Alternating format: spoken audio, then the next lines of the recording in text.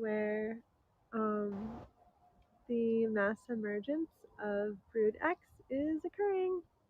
Tonight is the second major night that I would say of the emergence in the wooded areas, and it's pretty amazing to experience.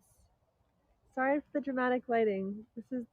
This flashlight shining in my face um, is the best way that I was able to figure out how to light myself at the moment. Anyway, hope you guys are doing well, and we'll take a look at some cicadas in a moment. So what I can tell you is that I'm here to be careful I don't set up, like throw my light over there, but I'm here at the natural area. My name is Issa Betancourt, once again, host of Bug Scope. I'm here in the natural area in Ann Arbor. Hans is my videographer friend who is where we've teamed up and we're putting together a short film on the cicadas. So we're currently doing a recording of a cicada molting. Hey Trevor, how's it going? Yes, we're currently recording a cicada molting over there. And I don't know if you can hear it, you guys. You probably can't because it's pretty subtle. But just standing here in the woods, I can hear so much rust. Once again, sorry about the dramatic lighting, but it's the best I can do right now. um, yeah, I'll try to make it so I'm not a floating head. Is that better? Maybe.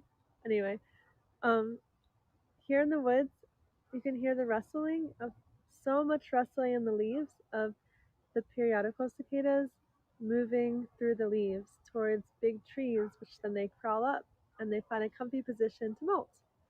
So in a moment, we are going to go see one of them. Once again, behind me is the filming operation, so I can't go over there right now. Because I'm going to go to a different tree for now, because if I go there now, I have to be careful with my light that I'm shining in my face so I don't ruin the lighting for the time lapse that Hans is doing. Okay, so I'm going to walk this way, and it's hard to figure out how to light, so I'm putting the headlamp on my head. It's really hard to do with one hand. Okay, there we go. Alright, I will flip the camera now, so you won't be able to see my face anymore, but you can see in front. Hey David, how's it going? I'm Matthias and Linda. Hey. Yeah, that sounds good, Trevor. Yeah. So okay. So it's just this place is littered with the exuvia or the shed exoskeletons. It's also littered with like pieces of cicada or something maybe ate this. I have no idea. You can see. Let's find one that's crawling around. All right. Now here's one that's molting already. You can find them at all different stages of molt. This one is just came out and is letting its wings expand. Soon it'll look like this one over here, whose wings already expanded. Really beautiful, looking great cicada.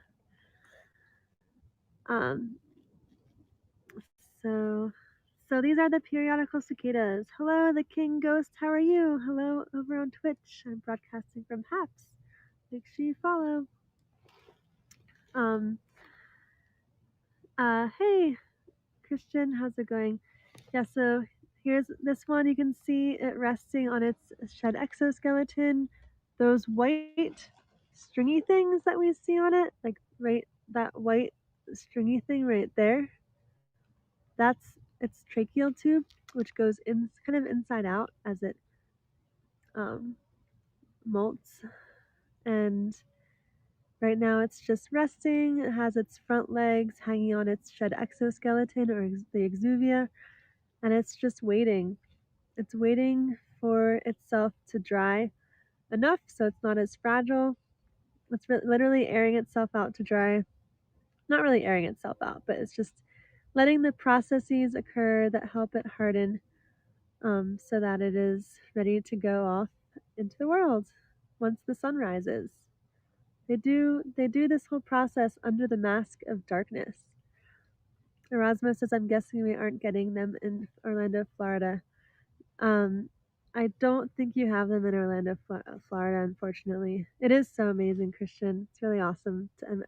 I feel so lucky to be in an area where they're like 10 minutes away from my house. The red eyes, David, do stay that color. Yeah, it's spectacular. I don't know why they have those two black patches on the back. That's an interesting mystery to me. You can really easily see their ocelli, those three red dots in the middle of between the main eyes, the main compound eyes. So let me go. Here's another one whose molt went well. There's a lot of them who have terrible molts, and this one's not going to do well down here. This tenorol, a lot of them fall from the sky. This one also is not going to do well. Its wings are going to dry the wrong way, and there's nothing I can do to help it, unfortunately, except maybe eat it and put it out of its misery. And then if you come to the tree, though, there's a lot more that are at various stages of the molting process. So here's one earlier stage of molting where they slip out from the exoskeleton, and then they kind of just relax here in this back bend, and they stay in this position long enough for their feet and legs to harden enough that they can grip onto the shed exoskeleton and then hang the rest of their body down to sclerotize or to harden. Trevor says it's a good thing they're harmless because I wouldn't want to get bit by one of those things. LOL. Yeah, yeah, they're harmless. Yep. So anybody who's afraid, no worries. Fuzzy Face Dog is on YouTube. Hello, is asking what's the purpose of the mass emergence and why there are so many of them. And here's one that's a little bit earlier in that stage. And here's another one up here, which I don't know if this one's gonna have a good molt. We'll see. And then there's one over here that is much farther along in the process. Uh-oh, guys. Trouble up here. I'll answer your question in one moment, Fuzzy Face Dog. Actually, so I'll answer it here and then show you what I said uh-oh about. So, the reason why they emerge en masse is because it's a survival strategy. The cool thing about nature is that if there is a source of nutrients or food, some sort of organism is going to take advantage of that and just like go boom in numbers. So, if these cicadas came out in huge numbers every year, that they would just get eaten. There would be all these animals and things that would rely on them as a food source. But because they come out only every 17 years, they cannot be a reliable food source for many animals, or any animals really. Therefore, nothing relies on them for food, and when they do come out in a huge number, there's no way that predators can. Oh, it's flexing its wings for us. Nice, testing out those muscles. So there's no way that they could be eaten, because there's just thousands and thousands and hundreds of thousands of them. So it's literally a survival strategy. Yeah, it's pretty bizarre, but it sounds weird and doesn't really make a ton of sense, I suppose. But because there are so many, that's like just how they are able to get by. You can't eat them all, and since insects have so many offspring, so it's really easy for them to repopulate an area. And also a lot of molts go bad. So here's one where you can see how its face, let me try to get the focus. The face of this one is dark already, which means it hardened inside of, it hardened, it's not gonna have a good molt, it's doomed. This one's doomed. This happens with so many of them as well. Okay. Then up here, oh, I missed it. This one, I should have shown you guys while it was happening. But this one I think is also doomed because a moment ago I saw a daddy longlegs feeding on it. I've seen that a bunch actually. A bunch of daddy longlegs, like up here. I've seen a bunch of them preying on the poor, helpless, molting cicadas. So Fuzzy Face Dog is asking, how are they able to live dormant for 17 years? Is it like a bear hibernating? Great question. So it's a misconception that they're waiting or they're sleeping or they're dormant down there. They're alive and well. They're feeding and molting and growing underground for 17 years. Um, so if you hear someone saying they're waiting or they're sleeping, that's not the case. They're just living underground for 17 years, and we just don't see them under there. Um, Frank, hello. Good morning to you. So Trevor's saying, I imagine since they come out every 17 years that they only molt that often too. Oh, so I kind of answered your question when I said that. Here's one that is also at a different stage. Here, let's just take a look up. So if we look up the tree, you can get a bit of a sense of the magnitude. It just goes all the way up. Oh, and wow, look at over here. Look at these ones. Try not to step on them either as I move. But there's just a lot everywhere. Yeah, so I think I answered your question. I'm in Ann Arbor, Purple Rain. Yeah, living underground. They're tapped into the tree roots. 17 years. So never 18. Actually, no, but sometimes 18 happens, sometimes 20 happens because sometimes there will be stragglers that are not in sync with the others. And so occasionally it'll be a year early or a year later, but the ones that emerge with their brood, with their brothers and sisters and peers, those are the ones that are most likely to find a mate and most likely to survive and most likely to pass on their genes. So, wow, look at that. Do you guys see the other insects in the picture? There's two, maybe three other insects in this frame right now. So one is right, that thing right there, my dark finger or my shadow is kind of pointing at it, or right. That is a crane fly that's hanging from the leaf. And then there's a caterpillar right there. And then I think that must be some sort of gall, that weird bubbly pink thing, which has an insect inside probably. Have a great day at work, Frank. Cheers. Thanks for popping by to say hi. Hello, Green Tea. How do they know which year is the 17th year? It's in there. They just are born knowing, I guess. I don't know. Good question. They just have their cycle. Their body tells them. Okay, I'm gonna go this way and look at a different tree. Look at a different tree. Sorry, I know it's really, really dark when I'm walking around, but that is the nature of nighttime. So welcome to nighttime. Actually, I'm gonna go this way towards where Hans is. So actually, I'll turn off my light completely. Hopefully, I won't step on any. But Hans is a videographer in the area here, and we're doing a time lapse of. Yeah, so stay tuned for a video that we're producing on the cicadas. Yeah, we have the time lapse set up here, recording in progress for a non-live video that I'll keep you guys posted on the release. How's it going, Hans? Yeah, pretty good. I mean, there's plenty of them now. Awesome. Yeah. This is this an oak tree? I think it's an oak tree. Let's see. I can't turn on my light because I don't want to mess up the lighting that Hans so carefully put together. Hi, Daniel. Thanks for the super heart. The bug with the hat. Yeah, that's Hans.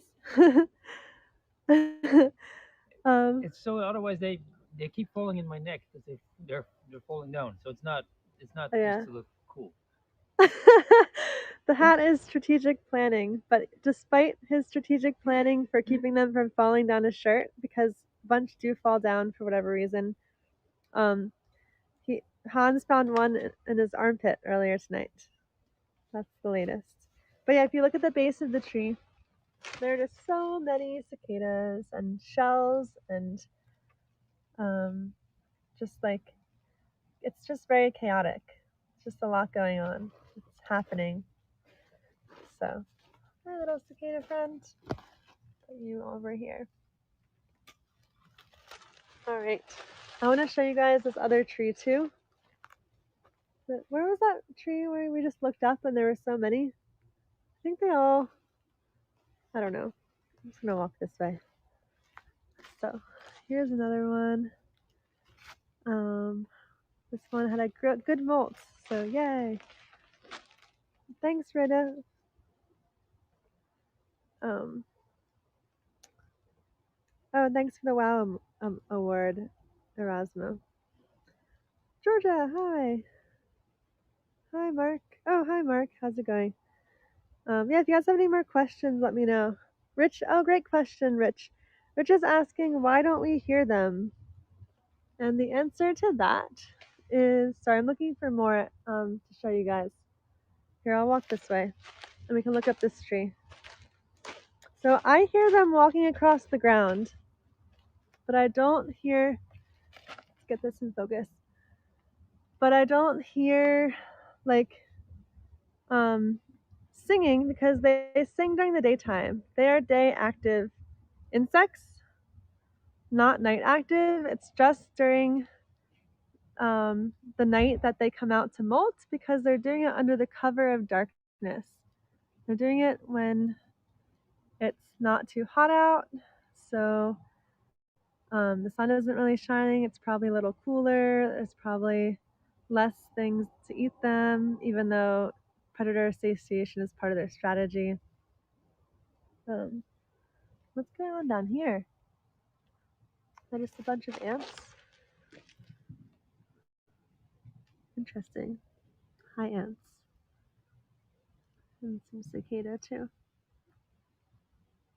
Hi, cicada. Here's one that's making the journey up the tree. And here's one that probably molted way early tonight because it looks very wonderfully sclerotized. We call the ones that look like this, that are freshly molted, in entomology, we call that a teneral. It's soft, squishy, very vulnerable. This is actually a good stage to eat them if you wanted to eat them. Here's one that's popping out. Let's watch this one a little bit. Whoops. Let's watch this one for a little bit. Go, little cicada, go. I hear them crunching under your feet. No, there's a lot of leaves here, but I definitely have stepped on a few because it's inevitable. So yeah, they sing during the day, and I'm actually going to be posting a little video that has a clip of the song of one male, so you can hear that. And I do plan in the future to do another broadcast during the daytime, in when they're flying around. So they live for 17 years, fuzzy faced dog, and they live as adults for only a couple of weeks. Yeah, so this one's in that stage where it's waiting. Oh, its abdomen's still coming out a bit, and it's waiting for its feet to dry. After they molt, where do they all go? One direction. After they molt, they will just kind of like hang out on the tree for a long time, and during the day, they'll fly off, or they might just climb up. Yeah.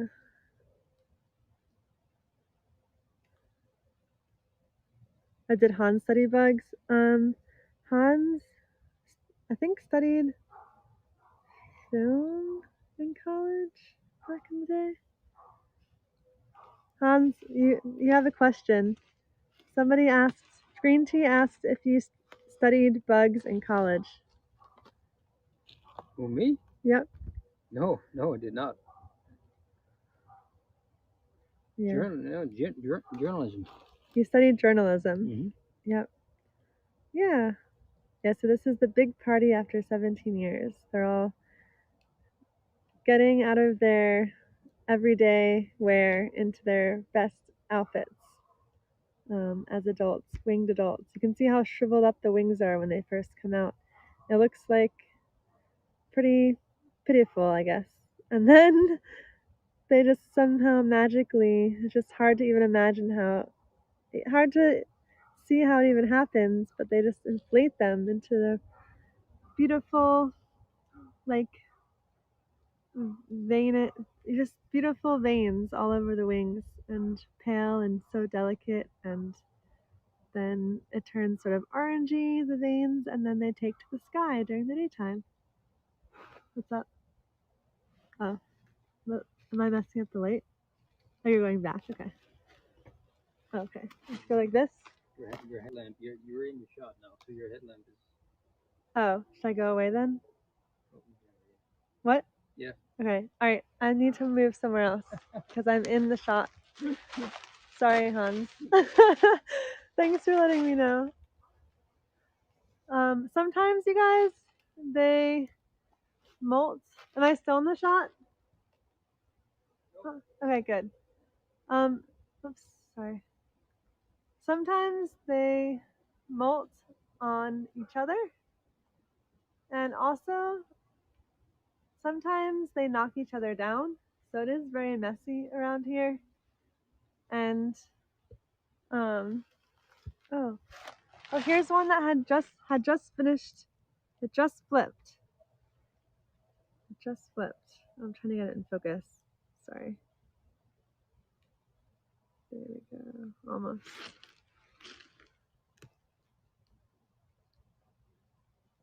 Thanks for being a kind person. Wait, what did I do that was kind? I forget. I don't know what I did that was kind, but thank you. Um, yay, you did it, Cicada. You did some of the hardest parts.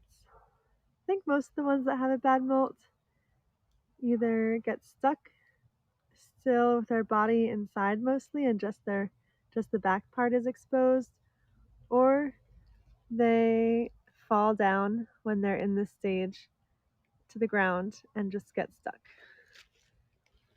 Here, let's get a little closer.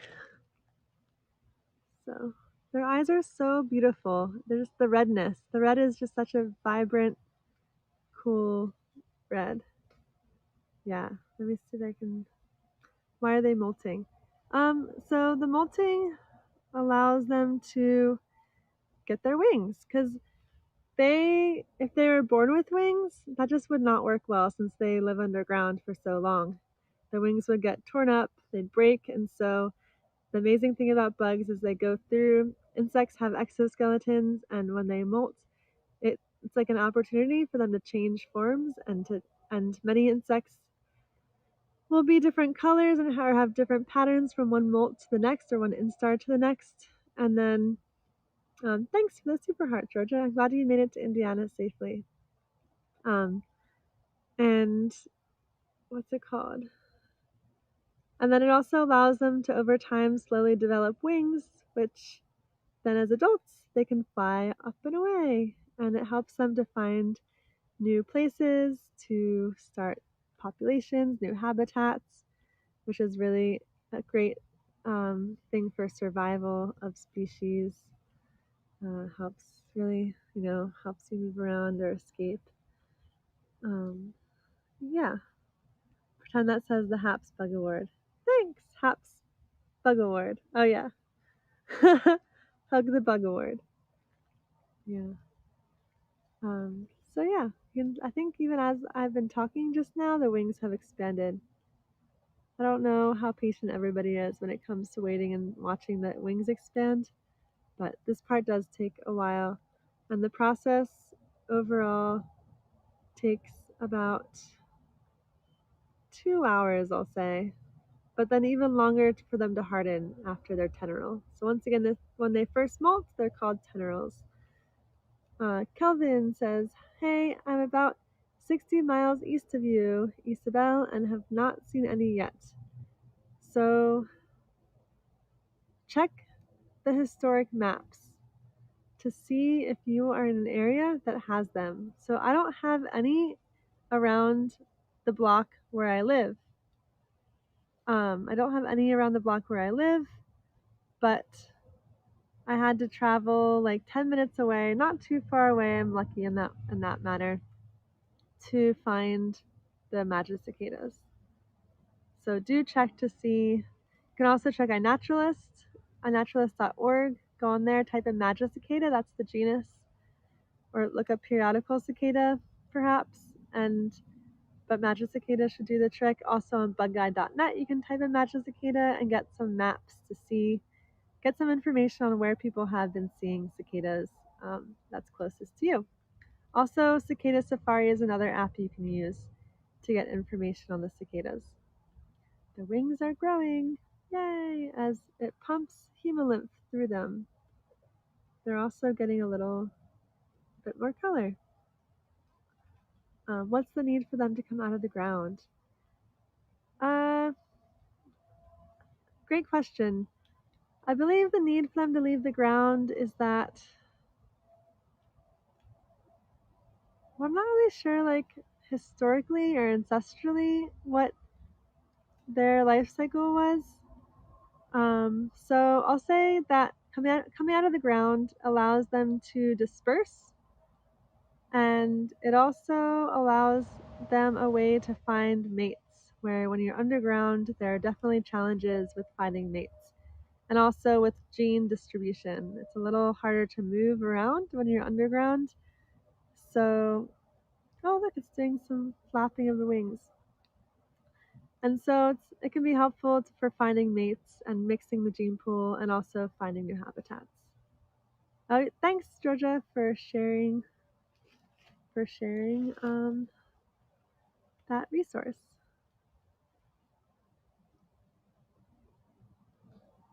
And thanks also, David, for sharing the Cicada Safari app. Erasmus says, I miss Michigan and the sand dunes. I still have to go see the sand dunes this summer. I will. And Fuzzy Face Dog says, are you selling bug merch these days? Not. I don't really sell bug merch. I'm interested in doing that, but I haven't. I have like a Redbubble shop where I have one moth photograph that I took on there, but not at the moment. But if there's something you're interested in, let me know. Maybe I can see about getting it going, or I can connect you to the right bug artist that's already making that product, and you can support them. Rich says, I heard that they outlive predators by staying underground for 17 years. Yeah, it's not quite like outlive predators, but it's if if the supermarket near you was only open every 17 years, you would not go to that supermarket anymore. So, if your food is only available every 17 years, you're going to find a different food source to rely on. That's sort of how it works.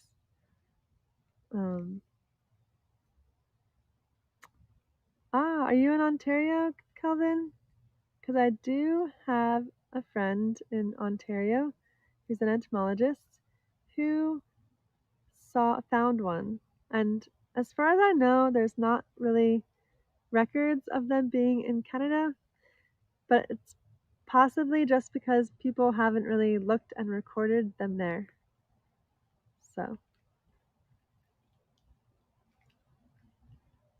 just like mugs and stuff to help pay for your streams. Oh, thanks, Fuzzy Face Dog. I appreciate that. I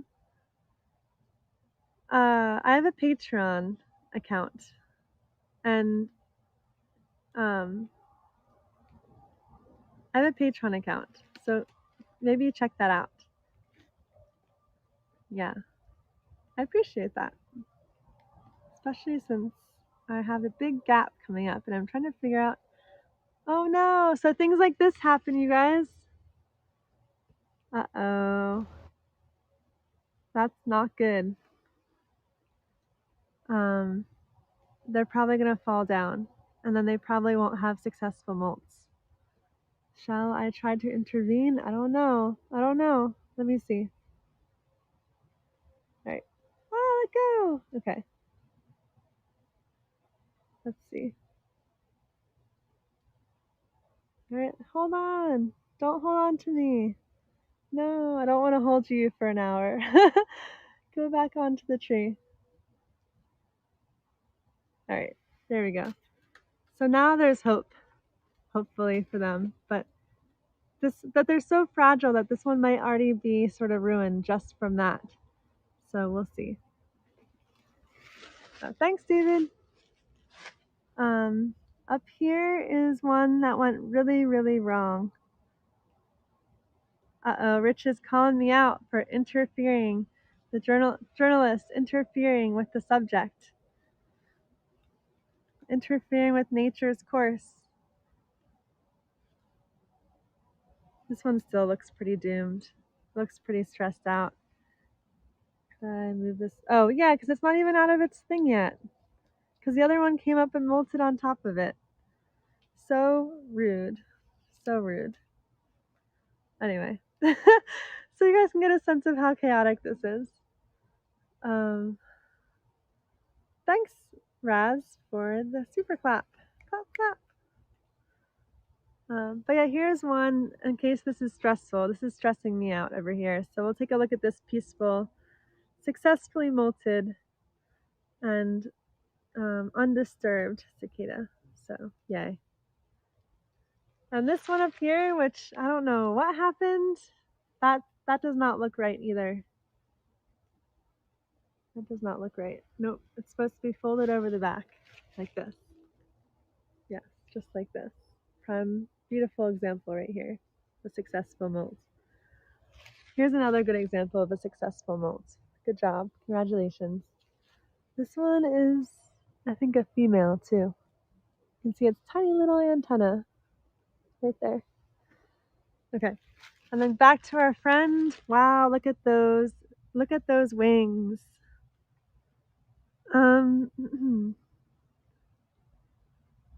Beautiful wings.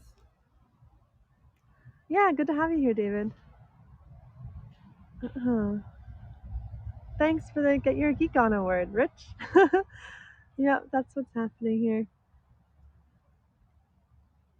I did run into someone who was worried about them hurting their tree. They love oak trees. And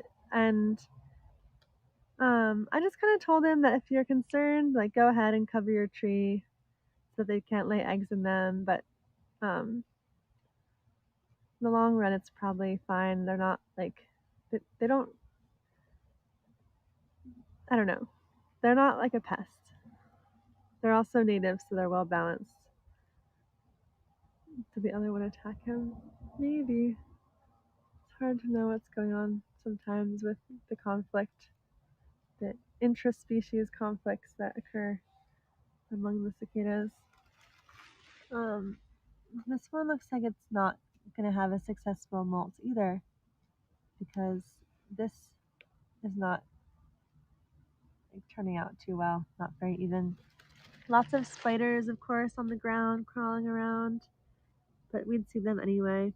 So I think that they're not unusual to see patrolling. But the daddy longlegs, the Opilionis, have been in like full force. I've seen so many of them eating molting cicadas. So I think we're probably going to see a spike in their populations, is my guess.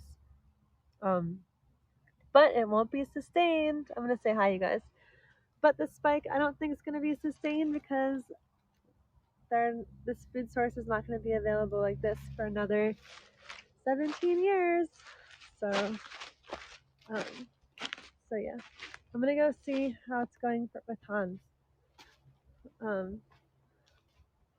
Hans, how's it going?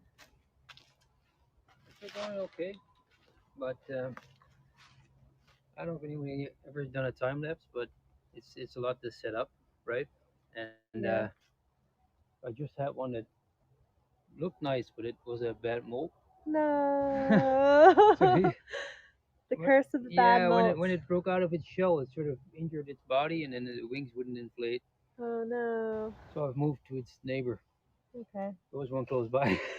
that's good. we Keep everything the same, like the lights and so That's good. Yeah. Hans and I made the observation that when they're getting ready to start molting, they start like yeah. they kind of pause in one spot because normally you see them just crawling up the whole tree like they're never stopping. But we've noticed that what they do is Push did a ups. They sit on the tree and they kind of do like sort of like push up dance kind of thing. live Yeah. demonstration. I think Hans is Okay. gonna molt, guys. Look out! He might sprout some wings.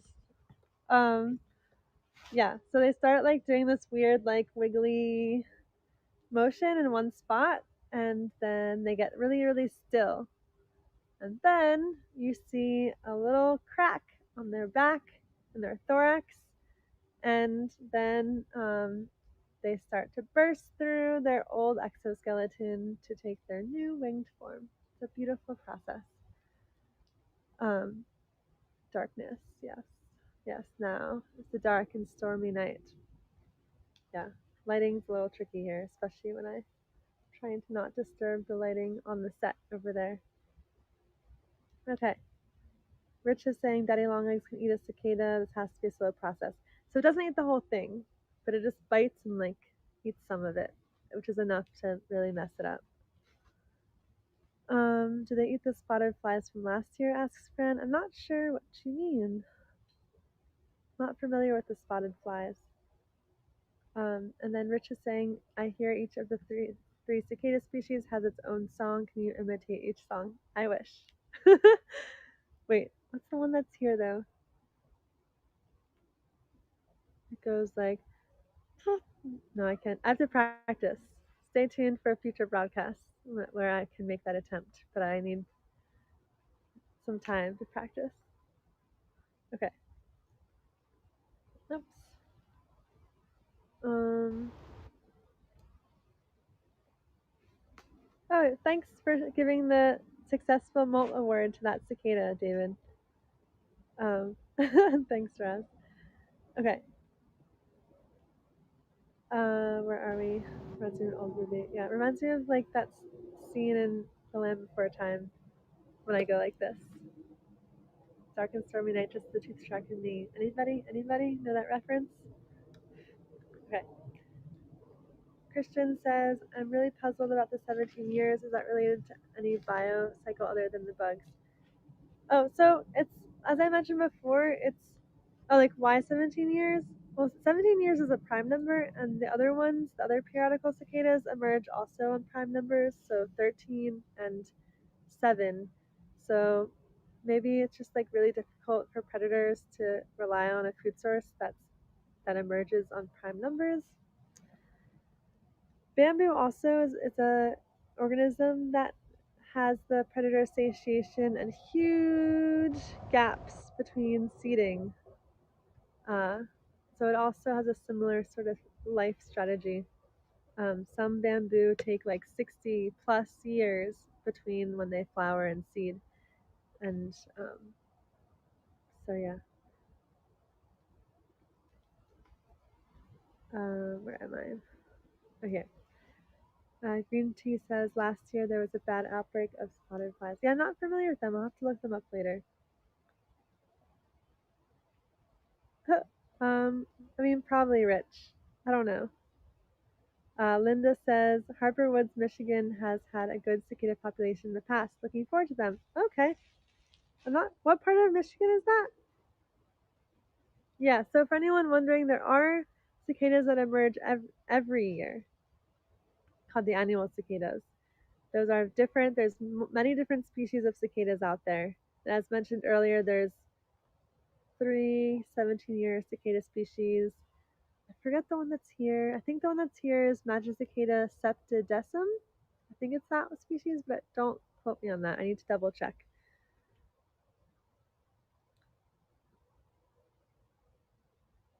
Wow, that's a really cool calculation that you just did, David. So thank you.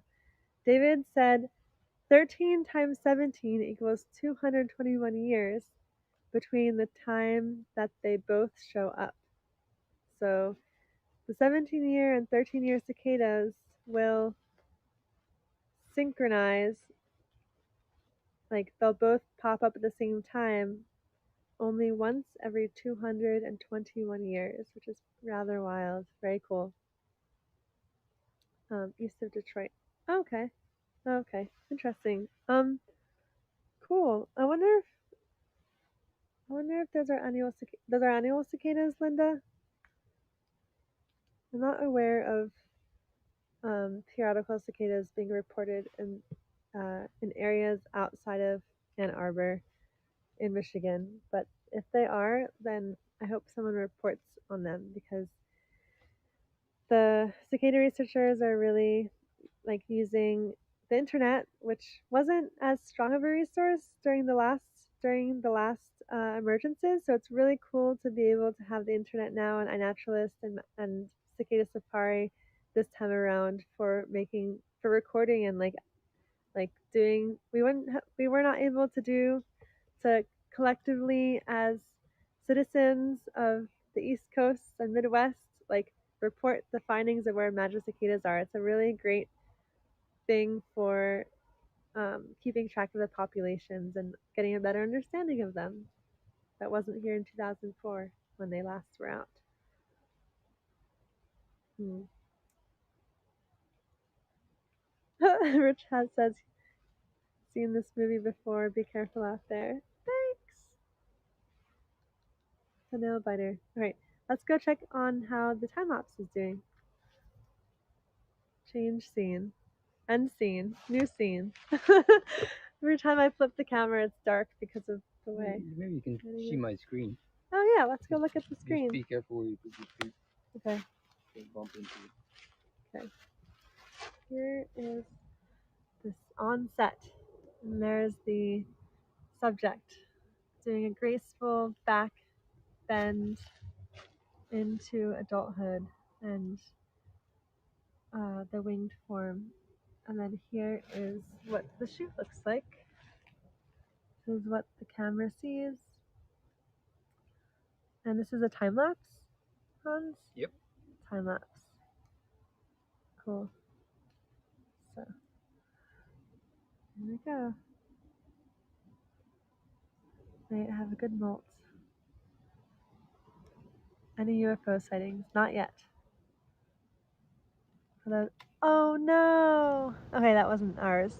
Alright. That was scary. There's so many that fall down, and we've had to fend off. Yeah, like you can see, Hans has a defensive stick here to flick off. Here, I'm just gonna flip the camera so I can talk to you guys.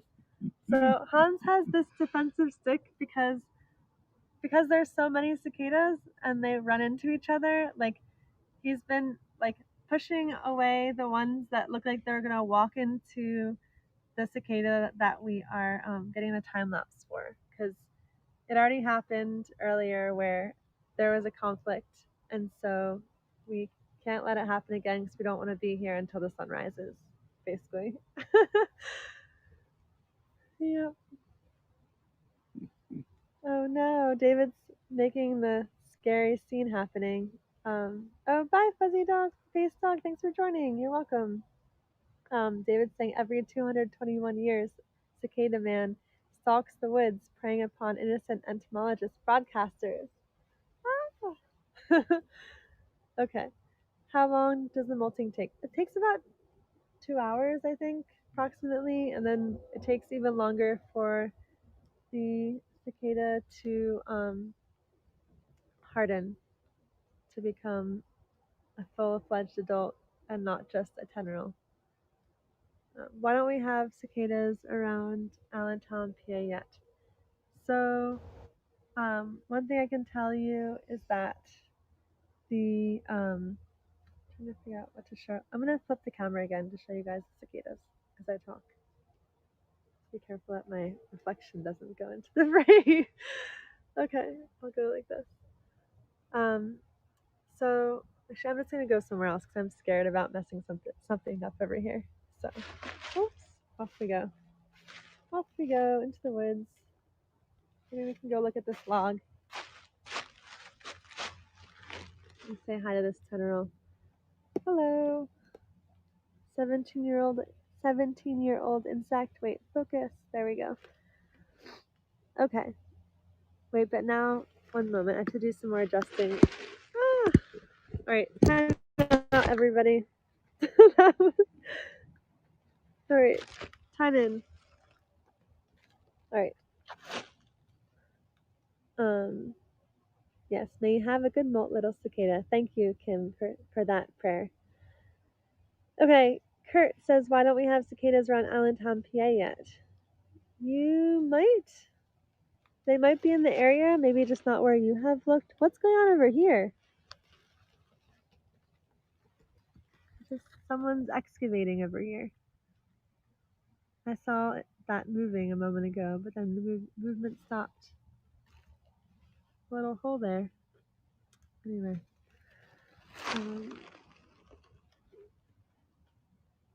Wow, there's one molting here. This is ambitious. I'm not sure there's enough gravity to help it. So good luck. This one chose a high challenge level when it comes to molting. Here's a nymph coming over to ruin the tenorol. Here, I will intervene. Right, help it cross the road. Nope, go the other way. Yeah, it's really chaotic out here. Very chaotic. Okay. But yeah, if you're in PA, they're probably out wherever they're expected to come out. And if you don't see them, look it up on a map to find out where you can go to see them. Because it's not too late. It's still happening. You just have to find the pockets of where they are. Yeah, as Fran is saying, they're in Philly and DC now. Does the molting and hardening have to finish before daylight? Well, I think that they probably fare best when that happens, because then they're able to fly off in the morning and escape predators. But I've seen some, excuse me as I shake the camera and move. I've seen some that are still very soft in the morning.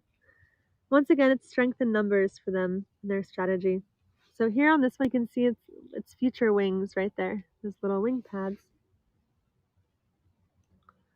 And here two will meet. What will they do when they meet each other? Are they going to collide or go around? They're going around each other. Maybe, maybe not.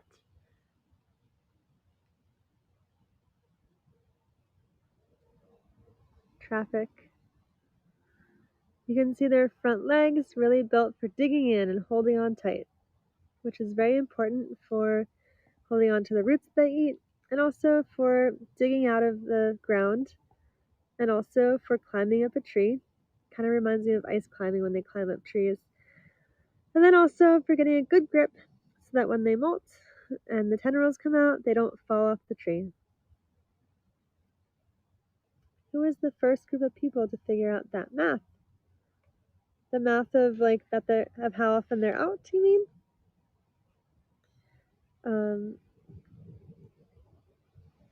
Rich says I'm reminded of Catcher in the Rye catching all the babies. I don't remember that. So, I wonder where this one's going. Uh-oh. Okay, it almost went by this tenorol. Here's one that's getting pretty dark. This tenorol here is getting pretty dark. Looking good. Yeah, gravity really helps them fall out of their exoskeleton. So perhaps we can watch this one and see what happens. We'll see if it has a successful molt or not. Actually, here's one that's, if I held it, maybe it'll successfully molt. It was lying on the ground. I'll hold it for a little while and we can see what happens. But yeah, we can see what happens with this one, but I'm skeptical about what's going to happen. I don't think it's going to succeed. David's asking, how long does it take for them to harden? I don't know. It's a good question. Hours, but I don't know how many hours. So, oops. hello over on Twitch saying way past your bedtime. Nope, not when the cicadas are out. Wait, what is your.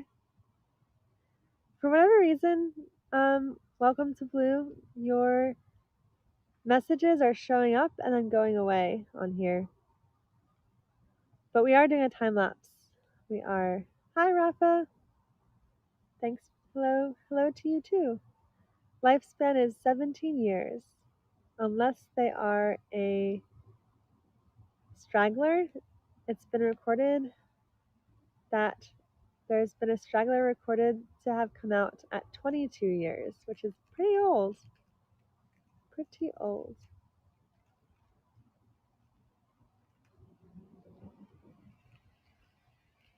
Yeah.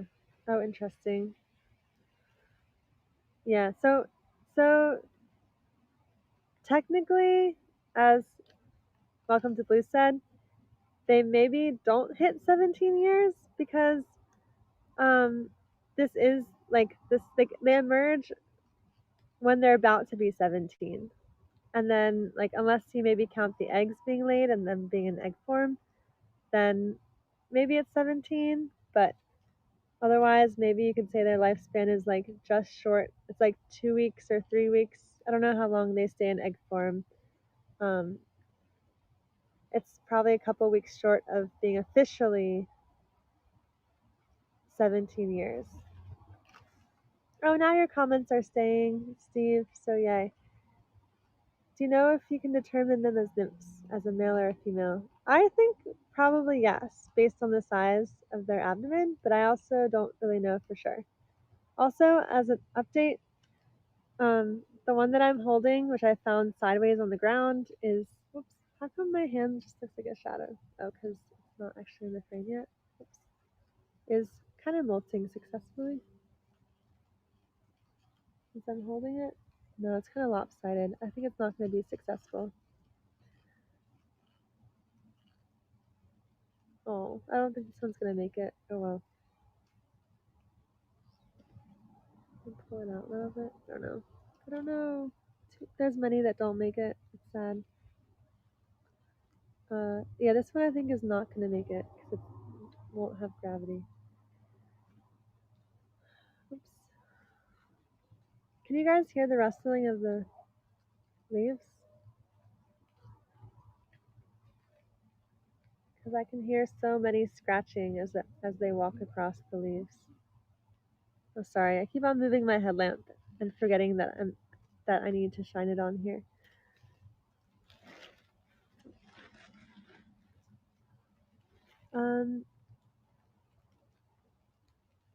Welcome to Blue says the bigger species makes sense, but the smaller two, I don't know. Does Michigan have any urban myth creatures like the Jersey Devil? Not that I'm aware of, but David Howden was making up a new myth earlier tonight. Rich says, how do they know how to come out at the same time? Great question. So they come out when the temperature reaches. Oh, we have a nice background cicada to complement the one in the foreground here. They know how to come out because the temperature of the ground reaches approximately 64 degrees Fahrenheit. And then also it's thought that the warm spring rains also help to trigger the emergence. And there was some rain just about 2.5 days ago. Yes. Beware the 221-year cicada man. When the convergence, on the night of the convergence, of the emergence of the converging 17-year and 13-year cicadas. That's the myth.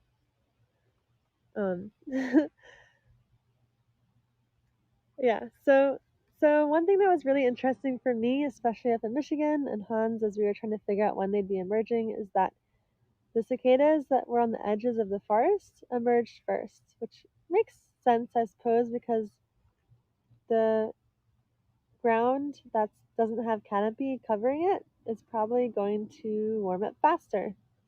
So the cicadas in the forests, in the wooded areas, have been much later in their emergence. They're emerging now rather than last week. I wonder what the stagger might mean for the populations. If that might cause, like, if 100 years from now, it would cause some sort of speciation or something like that. But probably unlikely because the proximity, not much of a geographical barrier there with the populations mixing, to keep the populations from mixing. So, um,